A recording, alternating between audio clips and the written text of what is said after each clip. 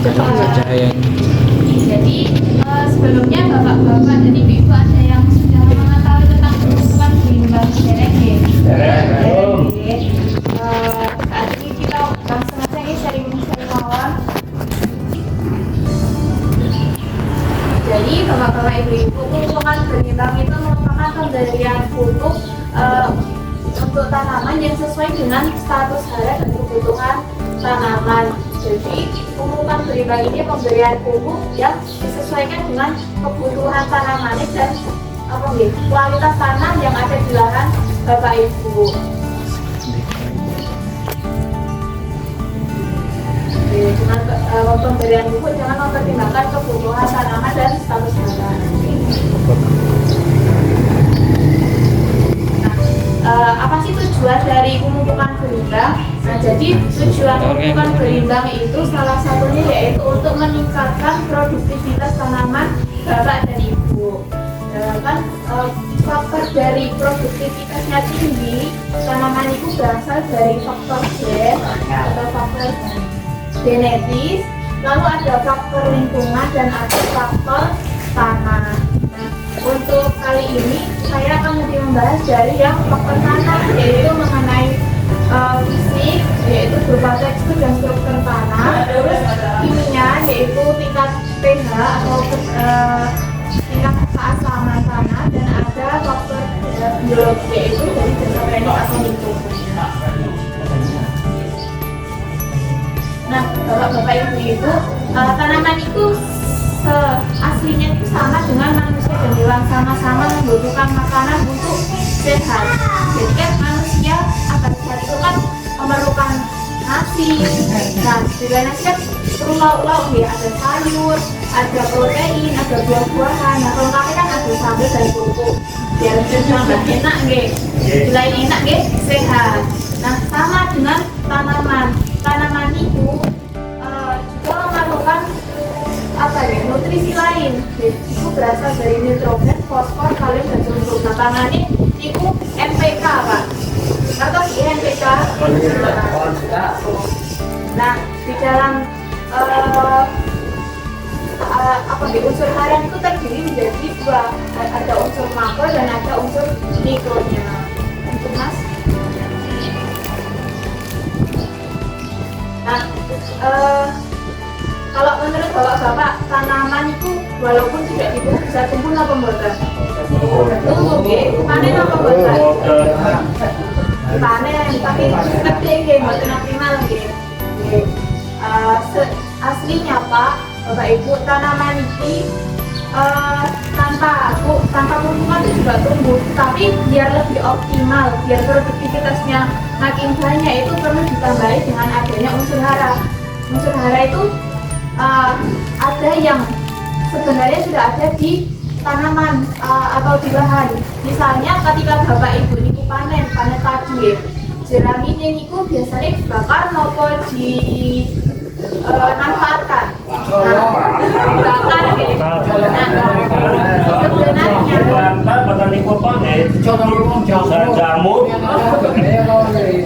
Sebenarnya jerami ini pun harus dimanfaatkan, Pak. Dimanfaatkan, kembalikan lagi ke lahannya, dijadikan pupuk, dijadikan pupuk kompos.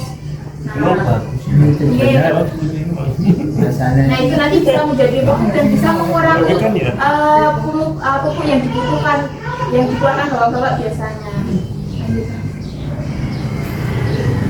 Nah, unsur hara yang ada di lahan itu ada salah satunya yaitu nitrogen, Pak. Manfaat dari nitrogen untuk tanaman yaitu yang pertama itu meningkatkan kualitas tanaman. Jadi ketika tanaman itu ada unsur N-nya bagus, itu tanamannya itu warnanya hijau, Pak. Dan itu juga bagus untuk vegetatif itu untuk pertumbuhan tanamannya. Nah, ketika tanaman bapak ini kekurangan unsur N-nya, tanamannya itu jadi kecil, alit, boten sampai tumbuh dengan baik. Lalu daunnya juga kuning, boten seger. Ketika N-nya bagus, kandungannya baik, itu warnanya hijau seger. Nanti ibu lanjut Mas. Nah, kebalikannya, jika tanaman ini ketinggian, unsur E-nya tinggi, nah itu tanamannya hijaunya hijau tua. Oke, warnanya hijau tua, terus daun ini terus gampang merontok juga. Misal itu untuk tanaman-tanaman seperti tadi itu daunnya gampang merontok dan lebih rentan terhadap penyakit. Oke. Dan di lain itu juga menyebabkan pencemaran udara karena nitrogen itu sifatnya mudah menguap, terus sulit untuk diserap. Misalnya bapak memupuknya itu nggak pas habis hujan ya, bahkan airnya kurang. Nah itu otomatis tanaman itu menyerap E-nya itu juga susah, akhirnya gampang menguap. Jadi sia-sia nggak dipupuk ngoyo-ngoyo tapi kok nggak diserap oleh tanaman. Lanjut. Nah yang kedua itu fosfor Pak. Fosfor itu manfaatnya yaitu untuk pembentukan bunga. Jadi ini pada masa vegetatif menuju ke generatif ya.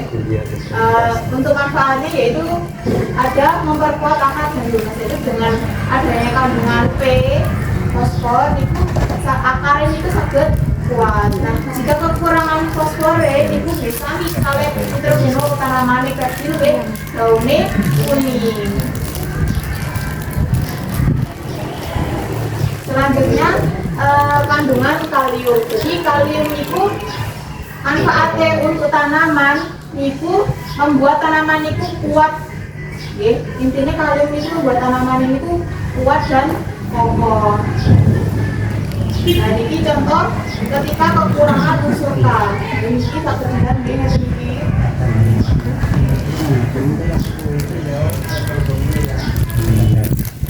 Nah, ini jika tadi ini kekurangan kalium Pak, ini tanamannya kecil guys, ini ya.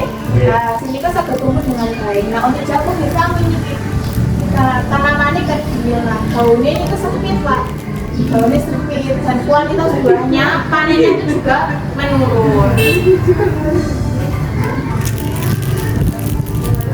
Yang selanjutnya yaitu sulfur, meningkatkan kualitas hasil panen dengan menggunakan sulfur ini kualitasnya menjadi lebih baik. Terus memperbaiki kualitas dari hasilnya tadi. Nah, ini ketika kekurangan unsur hara sulfur, ini kalau daunnya pucat, terus tanamannya kecil, jumlah anakannya atau malah buahnya menurun. Ketika ini di tanaman padi, nah ketika di tanaman jagung, bisa daunnya pucat, terus itu mirip defisiensi N. Jadi tanamannya dipupuki, nggak hijau seger, terus kecil dan pemasakan atau matang buah itu dia terlambat 1-2 minggu. Nah, Leo kan sampun mengetahui unsur-unsur yang dibutuhkan oleh tanaman ya Pak, ada nitrogen, fosfor, kalium dan sulfur. Nah, sebenarnya dari mana sih unsur itu? Nah, itu berasal dari pupuk Pak. NPK itu berasal dari pupuk, yaitu berupa pupuk organik maupun pupuk anorganik. Nah, pupuk organik kan di atas ini dari pupuk kandang, terus pupuk kompos.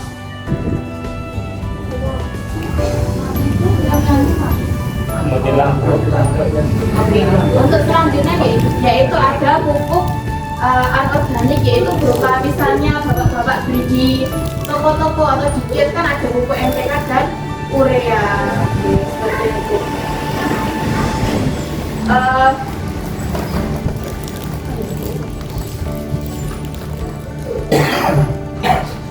Nah, untuk tahap dari pemupukan berimbang nih Pak Niku, yang pertama niku yang harus Bapak lakukan sebenarnya itu ada salah satunya uji tanah Pak.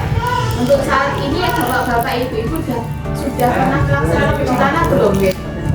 Uji tanah, jadi nggak ada gitu. Jadi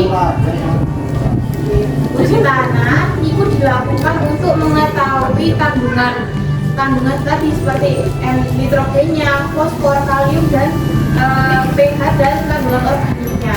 Jadi uji tanah itu sangat dilakukan menggunakan alat-alat Pak. Ada alat batang sawi itu harganya jutaan ya Pak. Mungkin petani susah ya untuk mendapatkan untuk gampangnya Pak, untuk mengecek kandungan pH ya, salah satunya kandungan pH itu kita menggunakan kunyit. Kunyit itu dibagi menjadi 4 potong ya Pak. 4 potong itu masukkan ke tanah. Tanah itu dicampur dengan air. Tanahnya itu yang kira-kira tuh 20 cm pacuan, yaitu yang paling bawah Pak.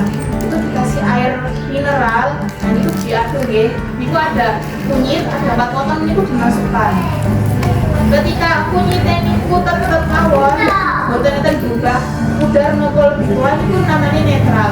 Nah ketika niku pudar, itu berarti kandungannya tanah ini asam. Dan ketika kunyitnya ini berubah menjadi biru, berarti kandungannya ini basah. Nah, selain itu ini kan untuk pH ya. Nah, untuk yang nitrogen, fosfor, kalium dan organik ini bisa dibantu dengan menggunakan yaitu perangkat uji tanah sawah atau perangkat uji tanah kering. Nah, untuk ibu, untuk ketika bapak-bapak besok menghendaki untuk tes itu bisa saya bantu. Ketika itu dilakukan ketika sebelum diolah Pak, sawah baru panen, sebelum diolah. Jadi apa sih tujuannya uji tanah? Uji tanah itu yaitu untuk mengetahui kandungan itu. Nah, untuk kedepannya Bapak bisa mengetahui pupuk yang diperlukan di lahan atau tanaman itu seberapa. Nah, dan tadi kan untuk mengetahui nitrogen, fosfor, kalium, C organik ya kandungan organik. Nah, kandungan organik itu yang normal itu 5% Pak. Tapi kondisi tanah di Indonesia ini rata-rata hanya mencapai 2%, sehingga tetap memerlukan tambahan pupuk organik, itu bisa menggunakan pupuk kandang atau bisa pupuk-pupukan dari tadi jerami atau bisa menggunakan produk dari kios misalnya Petrobanik yang dulu pernah disubsidi itu Pak atau sih. Nah itu.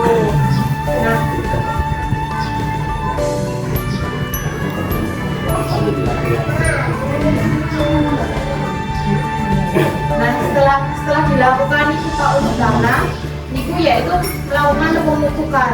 Nah untuk selama ini bapak-bapak pernah melakukan pemupukan dasar boten? Cukup dasar. Jadi pemupukan itu ada kalau sesuai dengan rekomendasi, itu kalau kajian dari 2 kali Pak. Yang pertama itu ada pupuk dasar.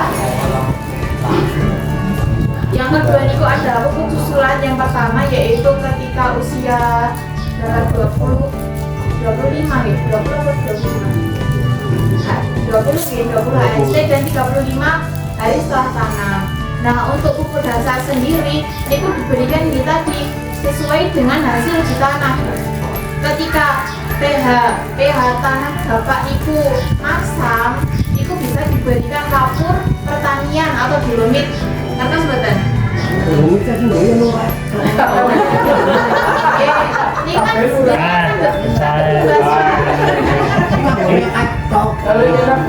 Ini kan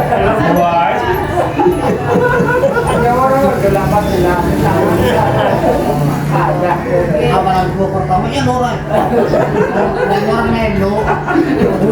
kan bapak sadar menggunakan ini sangat berguna untuk tanah. Nah ketika kan setelah mengetahui ketika masak diberi kapur pertanian. Nah ketika tanahnya niku basah, niku bisa menggunakan sulfur atau bisa yaitu kan ditambahkan pupuk kompos. Pupuk kompos itu juga sudah membantu untuk menetralkan tanahnya. Seperti itu.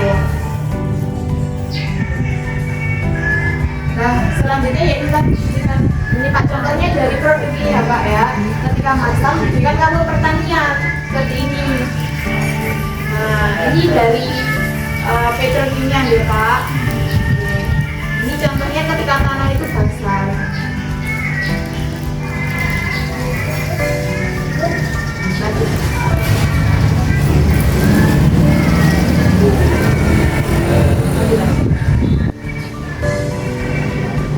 Nah, ini untuk pupuk susulan yang pertama yaitu dilakukan 21 sampai 28 hari setelah tanam yaitu ketika memasuki fase pembesaran batang atau daun atau masuk ke dalam fase vegetatif ya. Untuk pupuk susulan yang kedua yaitu dilakukan 35 sampai 42 hari setelah tanam, yaitu memasuki fase pemberitaan. Nah, ini contoh atau rekomendasi waktu dan takaran pupuk.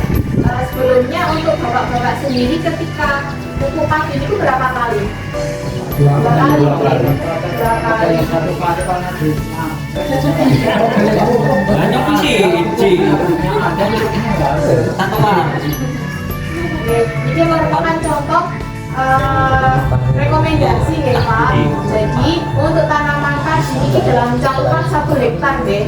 Dalam cakupan 1 hektar itu memerlukan 500 kg pupuk organik, terus NPK-nya atau Polska, ya Polska itu 300 kg per hektar dan ureanya 200 kg per hektar. Nah, itu disesuaikan dengan luasan bapak. Nanti ini lahannya bapak cuma 1/4 tahun udah dibagi. Nah, dengan rincian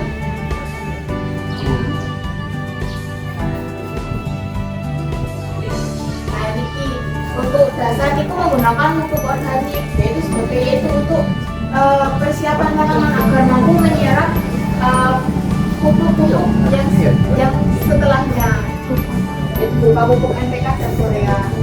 Itu dan permukaan dasar itu 500 kg pupuk organik, 150 NPK dan Koreanya 50 kg. Ini untuk padi nih Pak. Dan untuk jagung niki dosisnya 533, organiknya 500, NPK-nya 300 dan ureanya 300. Dan itu dalam 1 hektar.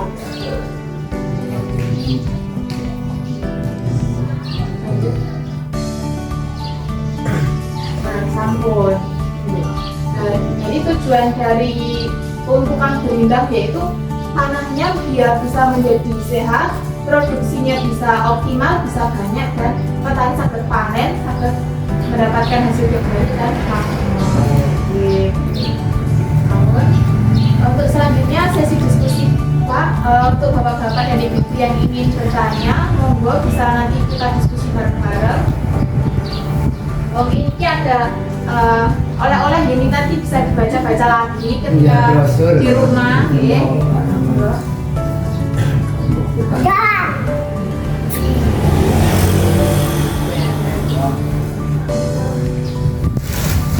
Kalau ada yang nanti kan harus jelaskan ini kayak masa, ya, jelas.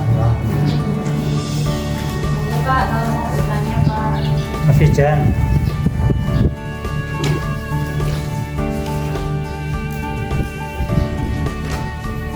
Saya menari mantakon. Mungkin itu sing apa nggih? Kok pusing ngono? Pusing. Kenapa ramai?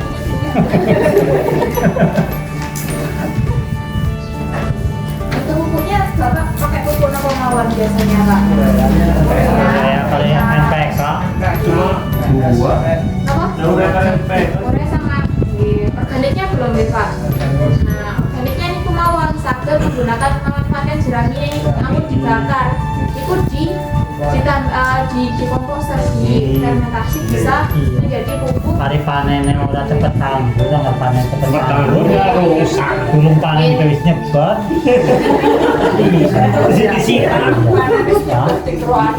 Malah dominasi turun tadi pupuk panas nih.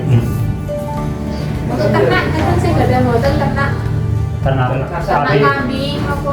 Biasanya kotorannya di dalam laut Pak. ya di kawan sawah. Oke. Orang dibakar mah. Hah? Dibakar ya. Orang bakar panasan. Dibakar jadi nggak ada kagak. Pas ketel. Bisa pakan. Cuma diminta iya, kami disebar bagian yang pedang ini diperdan. Jawaban panen harus jawab kan ketinggalan orang. Jadi Oh,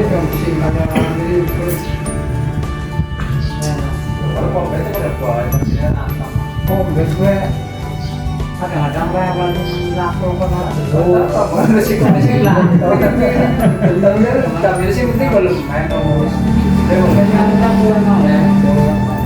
Bukan televisi, ditanya boten.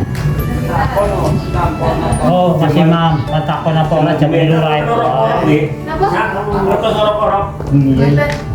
Jangan. Orang-orang itu kayak apa Dan ya? dari buatan pupuk Kayak tanamannya kayak apa tuh? ijen, kita kan Kayak ijen. ini Mbak. Apa jenenge?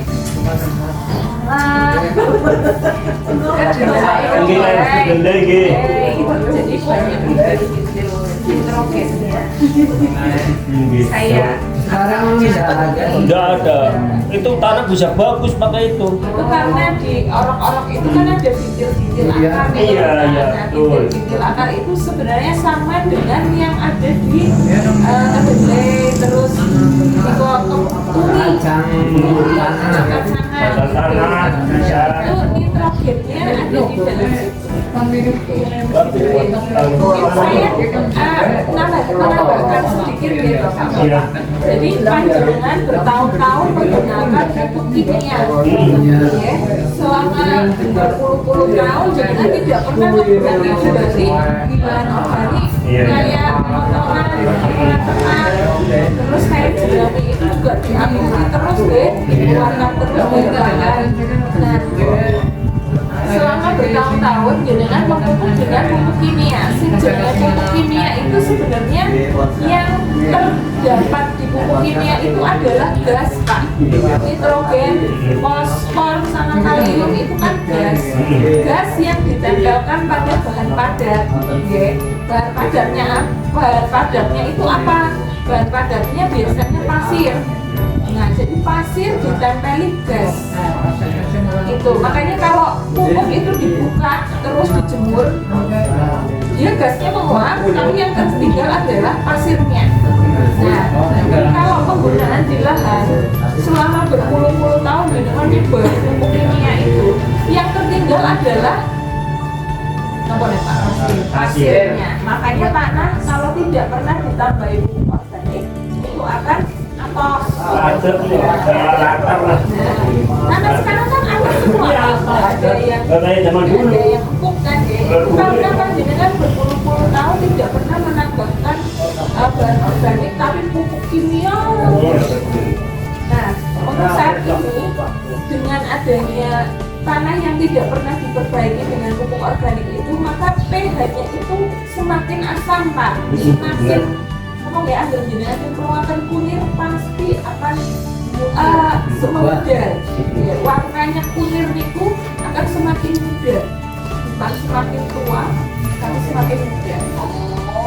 Dengan kondisi tanah yang asam ini, seberapapun banyak pupuk kimia yang panjenengan berupa kental itu tidak akan bisa diserap optimal oleh tanaman.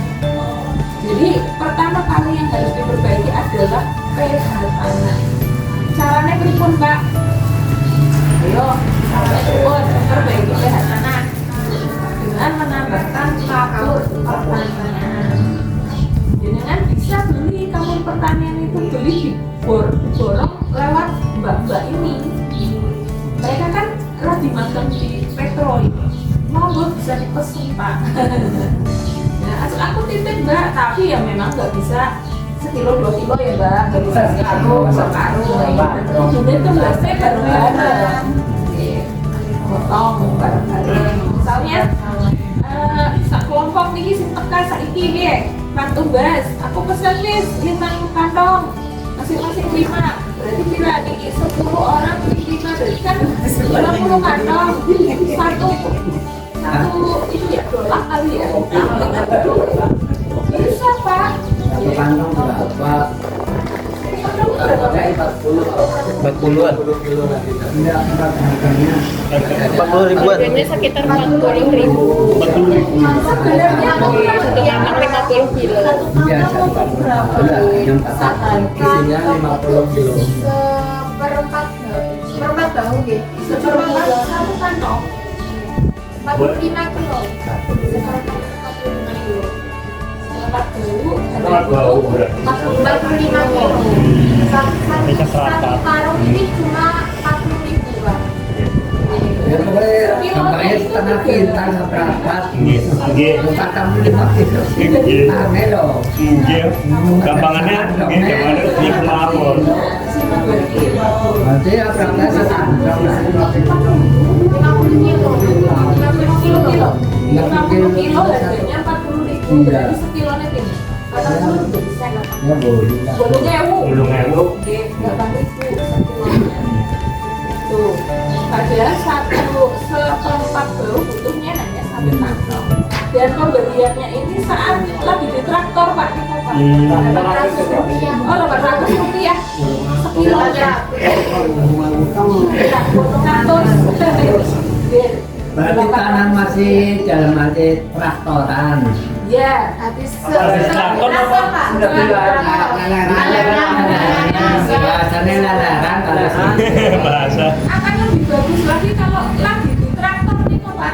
Dia akan lebih apa dari traktor.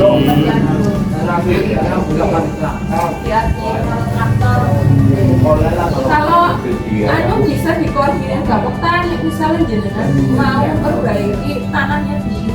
Kan sekarang kan banyak yang produksinya semakin turun, semakin turun. Iya, benar.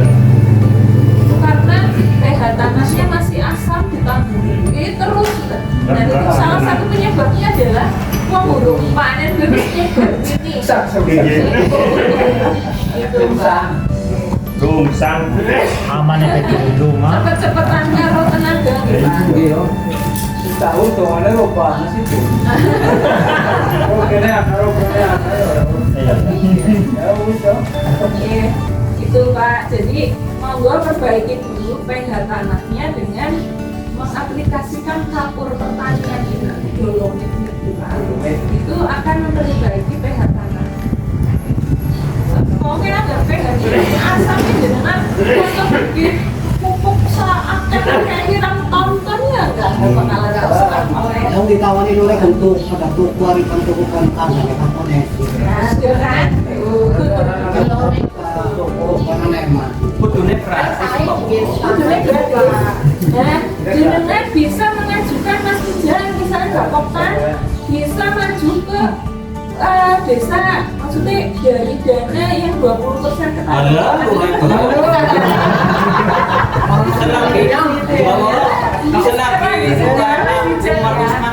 Mungkin bisa. karena di desa-desa lain pun kayak Kudune kemarin faktornya kan itu sih. agak pokoknya konsumen desa Tempat toko, tempat bina nih kan. bagikan ya begitulah Mungkin dari CPTP titipannya daratan. kondisi di sini memang seperti ini nih Pak. Dia usahakan sendiri-sendiri. Kalau misalnya jenengan mau beli, ya cari yang ada di mana di sini ya. Jadi barang ya. Jadi barang ya. Jadi barang. Cuma sak kantong aja gitu cukup untuk menawi bosannya kan bisa menghubungi dulu Pak. Boleh. Nanti saya antar. Kantong mau nanti.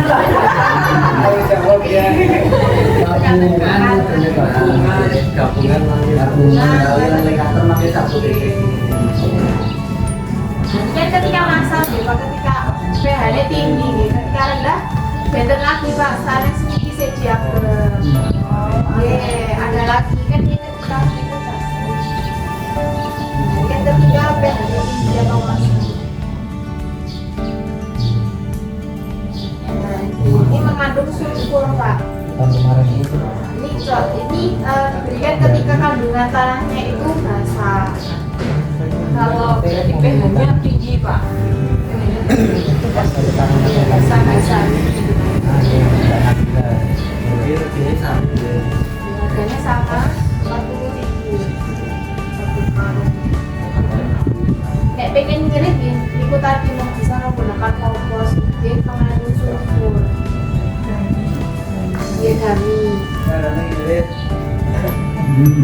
Utamanya di Jokowi ya. Hari ini pun apa Pak Usum panen di Panen. hari ini satu di praktekan di panen itu satu di jadi panen hari atau kunyit nah ikat biru kasih contohnya atau kunyit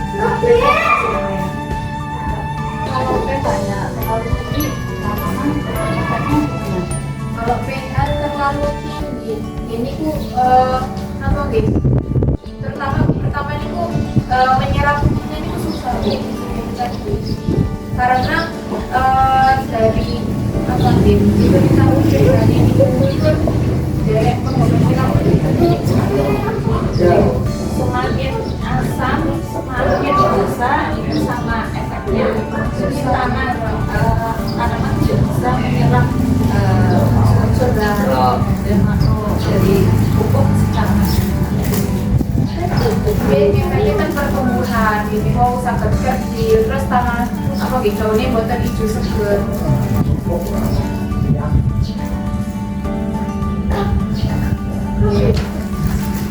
pernah yang di sini yang sudah pernah di jualannya itu Mas Wijan ini sebelah sini itu saya pernah di yang si tanahnya oh tanah Oh, mobil digital. hasilnya gimana Mas Wijan? Tanah nomor 1. Pemanasan di uji tanah ya. Tanah nomor 1. Kelaran ya mau berapa? Jualan ya? Dananya kelaran. Bawa kita kurang Kurang apa Mas? apa ya ini? Lemannya oke. Dan gede Kaliumnya yang kurang. K-nya rendah, N-nya tinggi ya, Pak. N-nya ketinggi.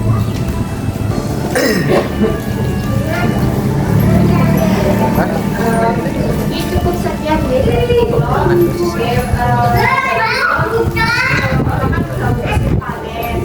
Nanti ketika setelah selesai panen, itu nanti bisa dicek dulu kandungannya dan nanti bisa mengetahui pH-nya dan mengetahui apa sih hal yang harus dilakukan setelahnya. Nanti bisa diberikan kapur sebagai fondasi awal untuk tanam. Dan nanti kedepannya ketika bapak-bapak memberi pupuk ke tanaman ini satu diserap dengan baik oleh tanaman. Mungkin cukup sekian dari saya. Mungkin bila ada kata-kata yang kurang dipahami atau ada kekeliruan, saya mohon maaf yang sebesar-besarnya. Wassalamualaikum warahmatullahi wabarakatuh.